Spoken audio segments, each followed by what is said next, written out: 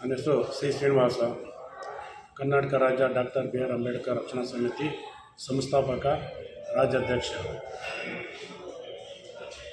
ನಮ್ಮ ವಿಚಾರ ಏನೆಂದರೆ, ವಿಜಯಪುರ ಬೆಂಗಳೂರು ಗ್ರಾಮಾಂತರ ಜಿಲ್ಲೆ ದೇವನಹಳ್ಳಿ ತಾಲೂಕು ವಿಜಯಪುರ ಹೋಬಳಿ.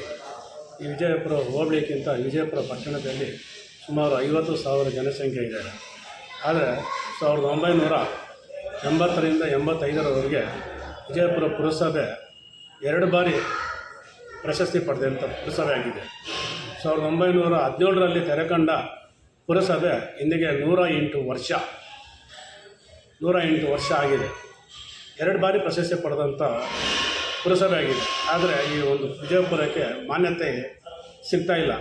ವಿಜಯಪುರ ಪುರಸಭೆಗೆ ವಿಜಯಪುರ ಪಟ್ಟಣಕ್ಕೆ ವಿಜಯಪುರ ತಾಲೂಕು ಆಗಬೇಕು ಅಂತ ಹೇಳಿಬಿಟ್ಟು ಸುಮಾರು 55-60 ದಿನಗಳು ಬಿ ಕೆ ಶಿವಪ್ಪ ನೇತೃತ್ವದಲ್ಲಿ ಅನೇಕ ನಮ್ಮ ಹೋಬಳಿಯ ಜನತೆ ಹೋರಾಟ ರಾತ್ರಿ ಹಗಲು ಶ್ರಮ ವಹಿಸಿ ಹೋರಾಟ ಮಾಡಿದ್ರು.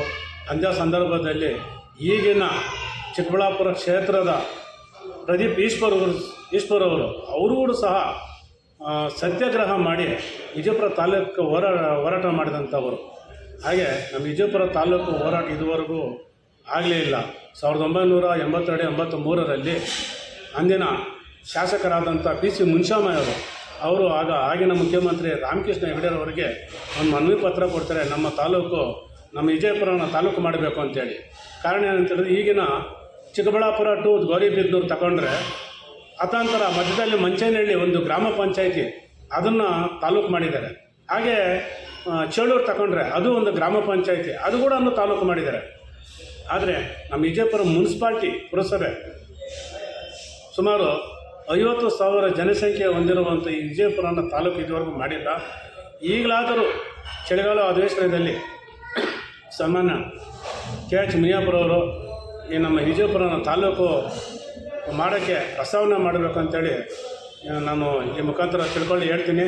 ಹಾಗೆ ಇಂದಿನ ಎಮ್ ಎಲ್ ಎಗಳೆಲ್ಲರೂ ಬಂದವರೆಲ್ಲನೂ ನಾವು ವಿಜಯಪುರ ತಾಲೂಕು ಮಾಡ್ತೀರಿ ಅಂತ ಹೇಳ್ಬಿಟ್ಟು ಎಲ್ಲ ಸುಳ್ಳು ಆಶ್ವಾಸನೆ ನೀಡಿದ್ದಾರೆ ಹೊರತು ಇದುವರೆಗೂ ಯಾವುದೇ ರೀತಿ ಕಾರ್ಯರೂಪಕ್ಕೆ ಬಂದಿಲ್ಲ.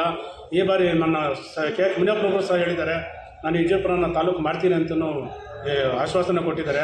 ಅದರಂತೆ ಈ ಬಾರಿ ಚಳಿಗಾಲ ಅಧಿವೇಶನದಲ್ಲಿ ವಿಜಯಪುರನ ತಾಲೂಕು ಮಾಡಬೇಕು ಅಂತ ಹೇಳಿಬಿಟ್ಟು ನಾನು ಸನ್ಮಾನ್ಯ ಕೆ ಎಚ್ ಮುನಿಯಪ್ಪನವ್ರಿಗೂ ಮತ್ತು ನಮ್ಮ ಸನ್ಮಾನ್ಯ ಮುಖ್ಯಮಂತ್ರಿಗಳಾದಂಥ ಸಿದ್ದರಾಮಯ್ಯನವರಿಗೆ ಈ ನಮ್ಮ ಕರ್ನಾಟಕ ರಾಜ್ಯ ಡಾಕ್ಟರ್ ಬಿ ಆರ್ ಅಂಬೇಡ್ಕರ್ ರಕ್ಷಣಾ ಸಮಿತಿ ಪರವಾಗಿ ನಾನು ಮನವಿಯನ್ನು ಸಲ್ಲಿಸ್ತಾ ಇದ್ದೀನಿ.